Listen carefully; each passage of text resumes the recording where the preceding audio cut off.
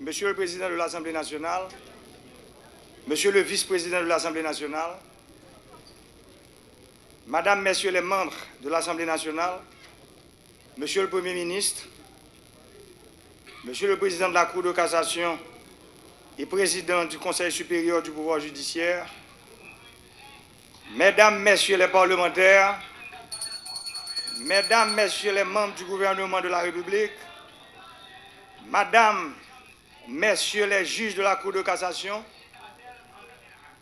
Messieurs les membres du Conseil supérieur du pouvoir judiciaire, Monsieur le Président du Conseil électoral provisoire,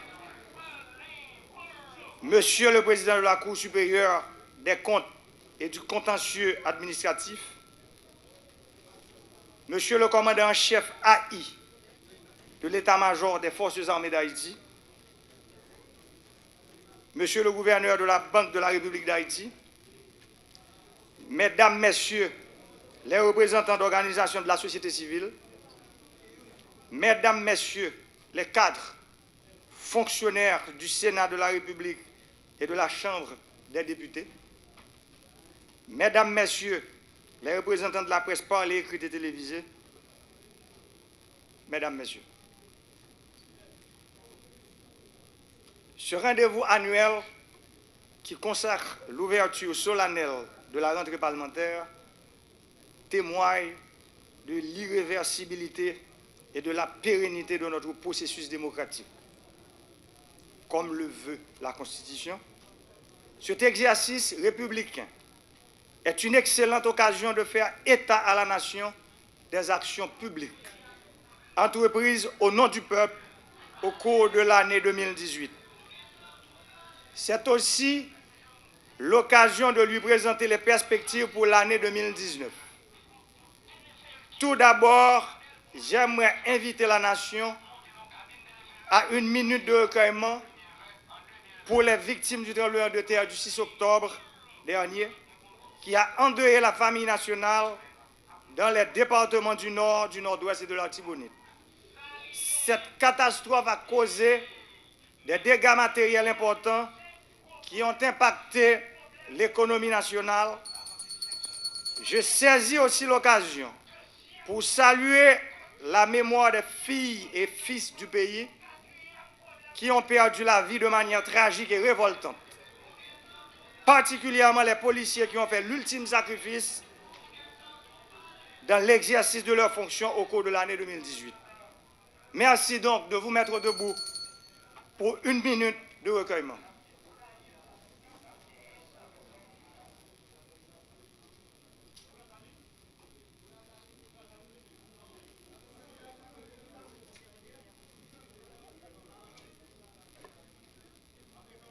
Merci. Chers concitoyens, Mesdames, Messieurs, en cette période décisive pour la nation, la 4e et dernière année de la 50e législature, l'occasion m'est offerte de réitérer mon attachement personnel en tant que chef de l'État à la démocratie, à la continuité institutionnelle et républicaine, ainsi que notre fidélité aux principes fondateurs de la République d'Haïti, que sont la liberté, l'égalité et la fraternité.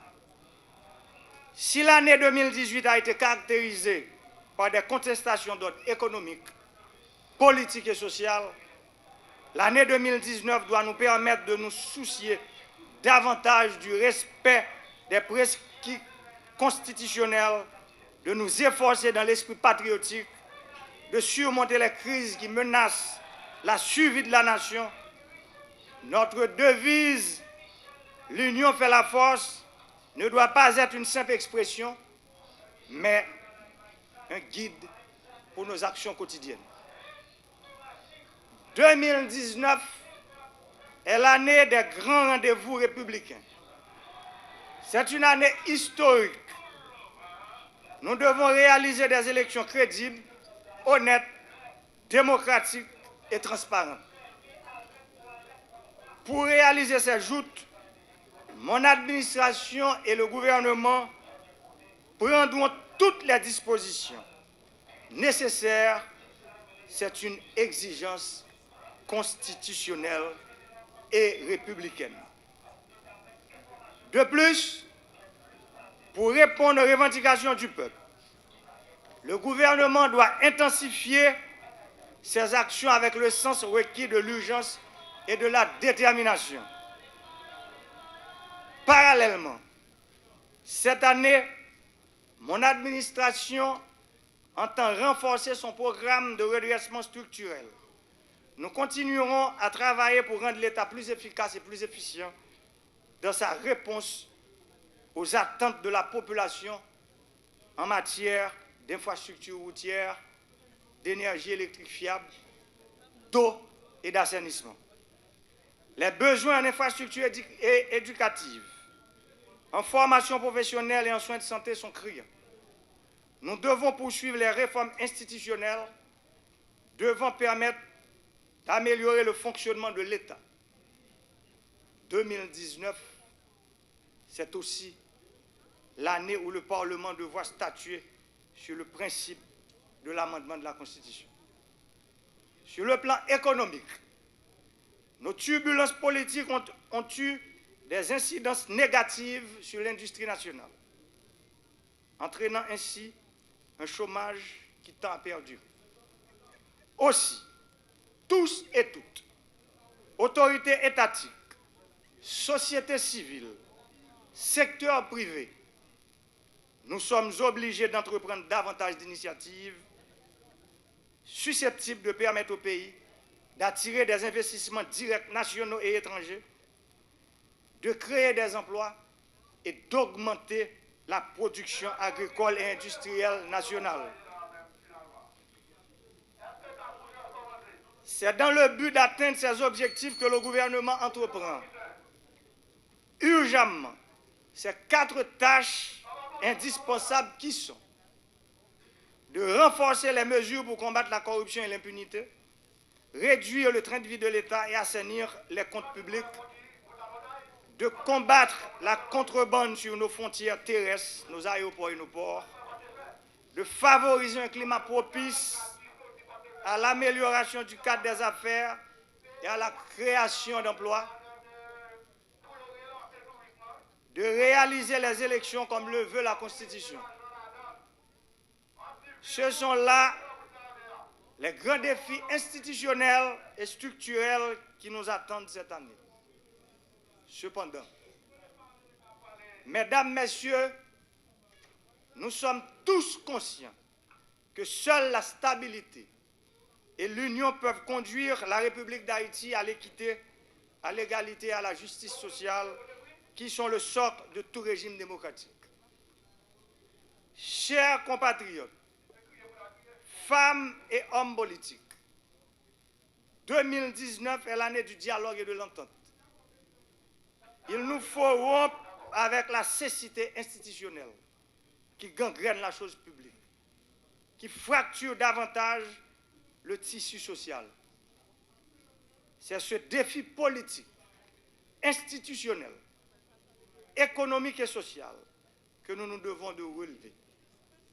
Donc, aujourd'hui, en 2019, il faut continuer davantage avec les initiatives porteuses de changement et génératrices de richesse, corriger les erreurs du passé et adopter les innovations qui s'imposent.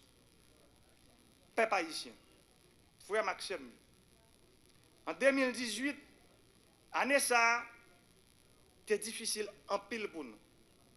L'économie pays a pris un gros choc. Surtout à Goudla qui a perdu valeur parce qu'on a cherché des dollars pour nous acheter dans les pays étrangers. Presque tout ça nous avons besoin pour nous servir. C'est ça que fait l'État a mobilisé un pile mon équipement, les gagnants pour le mettre infrastructure que nous avons déjà au Pidium. Une façon pour nous aider la production nationale la prendre j'arrête. Mais pour nous arriver là, nous tous d'accord. Il y a une série de bagages pour nous entendre nous sous eux. Tant que la stabilité politique là, qui va permettre de nous venir investir sans qu'elle saute dans le pays d'Haïti. Et puis tout, si tu as parlé y'en a l'autre pour nous jouer une route changement tout bon vrai pour le pays. C'est une obligation. Il n'est pas un choix. Nous obligés. Depuis presque 2 mois, moi, j'ai demandé au Premier ministre là pour lui démarrer un processus de dialogue. Et moi, crois, nous presque arrivés dans le moment pour lui communiquer mon premier résultat. Frère Axem, sénateur et député. Tant que nous tous connaissons, année ça, c'est une année élection. C'est peut-être ça. M'a demandé nous voter pressé. Loi électorale là avec loi organique KEPA pour nous pas en retard dans l'organisation élection. Budget 2018-2019 non mais nous. Budget non mais nous tout. Moi t'ai même convoqué nous en session extraordinaire pour loi ça. Malheureusement, nous pas de temps voter. Je demandé au Premier ministre pour mettre un pile l'accent sur l'investissement social dans le budget qui pourra permettre de nous répondre à l'attente de la population. Sénateurs, députés, peuple haïtien. Pour le gouvernement qui a amélioré les conditions sociales, changer les gens qui vivent dans le pays, il faut que nous continuions à appliquer le principe pour l'État de dépenser moins, bailler plus de services, renforcer les institutions, rentrer plus l'argent, les tous citoyens remplis de devoirs civiques, tant que payer taxes et impôts. Je dis à saluer tout le monde qui est honnête dans le pays, qui paye taxes, qui respecte la loi, qui fait travail avec devoir. Année 2019, là, nous avons demandé à tout le monde qui fait business payer, ça doit payer l'État.